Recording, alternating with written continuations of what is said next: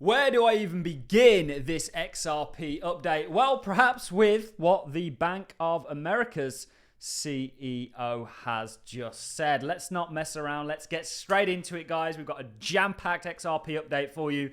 Bank of America CEO says financial industry will jump into crypto payments if regulators allow it. Now, just the other week, we were looking at how Bank of America already had patents related to XRP.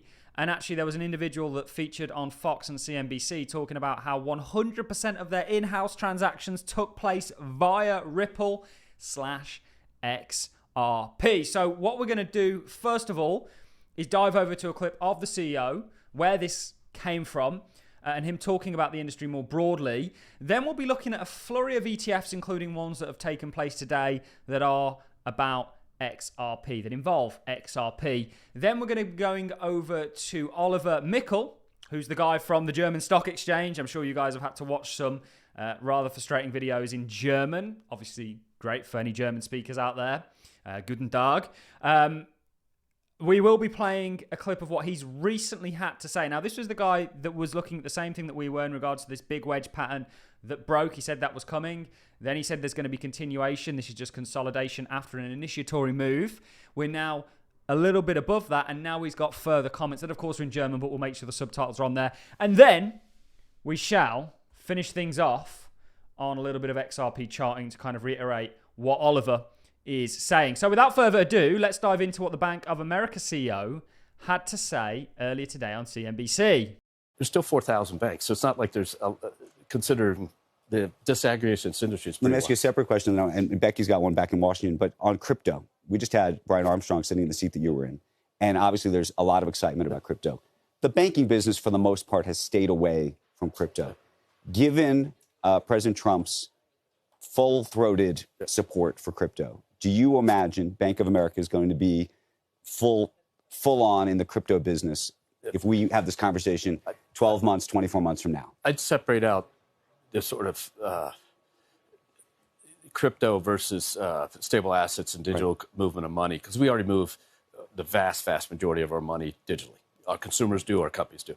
And so the question is, what's the business practice that you have to move another type of currency? So if the rules come in and make it a real thing that you can actually do business with, you will find that the banking system will come in hard on the transactional side of it, non-anonymous, transactional, verified, et cetera, because we have to, because it's just another way our customers are going to The other thing we were talking about was the possibility that Bitcoin and some of these cryptocurrencies actually are a threat to the U.S. dollar. Scott Bessent's talked about needing the U.S. dollar to be super powerful. Yeah. Is it a threat? I think there's a whole bunch of dynamics about all the trade and all the consumption of the U.S. consumer and all the stuff that goes on. But I think we do need a strong U.S. dollar. We need a U.S. dollar to be reserve currency. It's good for our country. But what I'm saying is, if you go down the street here and you go in and buy lunch, right, if you can pay with Visa, MasterCard, a debit card, Apple Pay, et cetera, this will just be another form of payment in an instantaneous cash transfer. And so I think if it becomes regulatory okay, which it wasn't before, and that's one of the issues, you'll see the banking system enter with. We have hundreds of patents on blockchain already. We know how to enter the field. When you get to the investment side and the Bitcoin stuff, that's really a separate question. That's more on the investment side. From the transactional side, I think you'll see the banking industry make moves. XRP, baby, it's coming. We know, we've looked at everything the Bank of America have been doing, including some of the patents.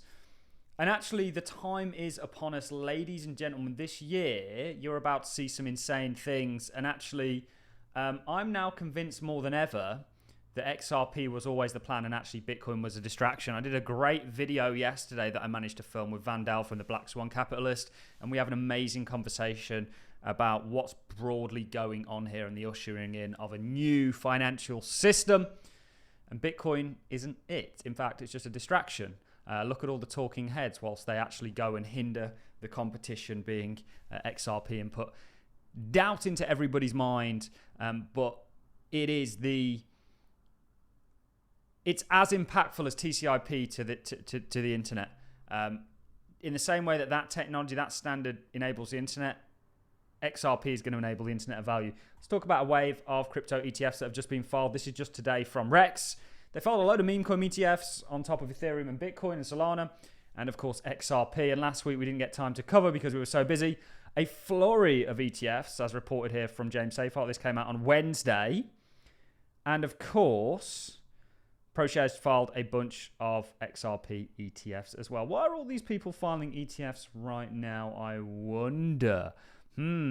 We shall find out. It's very interesting how all these things are coming together perfectly. What I want to do now, guys, because I'm mindful of your time, is dive over to Oliver Mickel, who's the guy from the German Stock Exchange. It is in German. We do have subtitles on, guys. You can also put your own subtitles on the video. Talking about XRP and what's to come next. He's been someone that's been very right, as have we, on the price.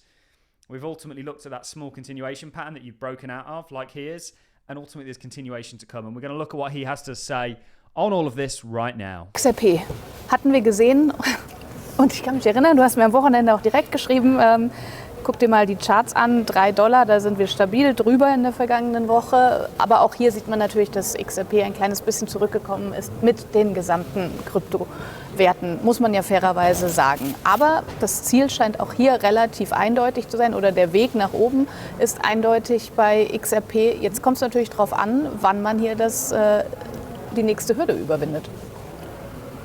Ja, aber um sie zu überwinden, diese Hürde, muss man ja erstmal an die Hürde rankommen. Und an der sind wir dran. Also wir haben hier diese schöne Bewegung aus dem ewig langen Wedge nach oben in dieses deutlich kleinere Wedge. Während das die Wochendarstellung war, sind wir hier in der Tagesdarstellung. Und das Wedge hatten wir ja mitgeführt und aus diesem Wedge ist er ausgebrochen.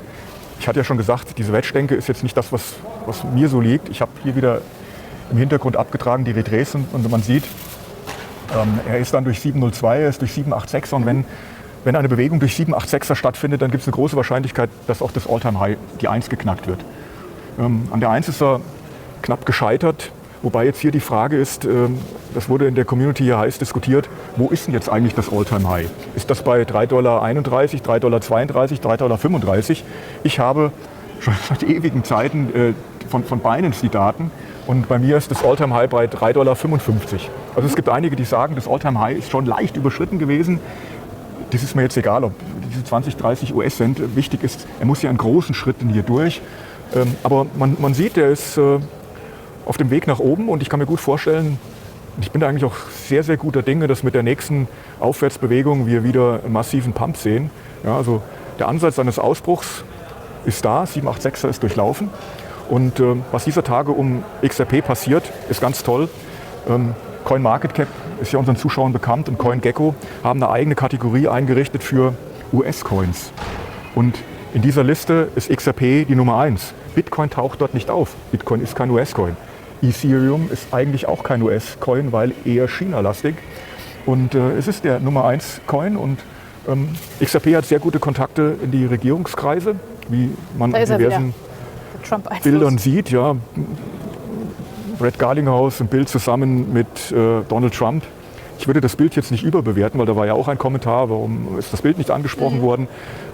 Wer 5 Millionen für das Einsetzungsverfahren spendet, der darf auch mal mit Donald Trump zusammen essen. Also, aber nichtsdestotrotz, ich glaube, dass die Leute um den Trump herum, die sich mit Krypto beschäftigen, allesamt XRP-minded sind. Und das ist, glaube ich, eine ganz tolle Geschichte. Was auch toll ist, auf diversen, auch großen Trading-Plattformen hat das Trading-Volumen des Pars XRP gegen US-Dollar das Trading-Volumen von Ethereum und Bitcoin und Solana überschritten. Das heißt also, die Nachfrage, das Interesse an dem XRP ist sehr groß. Und wir hatten eine Frage, wenn Ripple den Börsengang macht, wird das dem XRP-Coin schaden? Kurze Antwort, nein. Im Gegenteil, ich glaube eher, dass wenn Ripple Labs einen Börsengang macht, von dem ich glaube, und das hatte ich ja vor einem Jahr schon mal gesagt, wenn die den machen, dann wird das einer der größten Börsengänge in der Geschichte der Vereinigten Staaten und damit auch weltweit. Dann wird ein solches Unternehmen eine derartige Durchschlagskraft haben, dass die ihr Ledger entsprechend positionieren und propagieren und damit über das Ledger dann der Coin, der auf dem Ledger als Bezahlungsmittel dient, natürlich auch entsprechend gepusht wird. Wow, quite a mouthful there indeed. Obviously he talks about the significance of the price action and then he talks about US cryptocurrencies. He also talks about Ripple IPOing, which is a big catalyst, a big driver that we still have ahead of us, ladies and gentlemen. So we like to keep up to date with what Oliver's saying.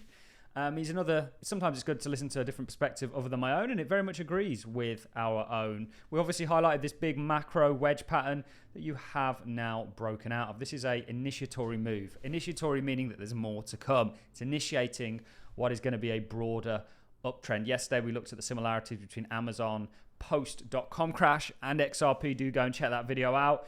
And then, of course, we did highlight this continuation pattern in the form of a bull pennant. You broke out of this, you retested it, and just like what Oliver's saying here, there is continuation ahead. We get that from the big macro wedge pattern taking us to $19.27.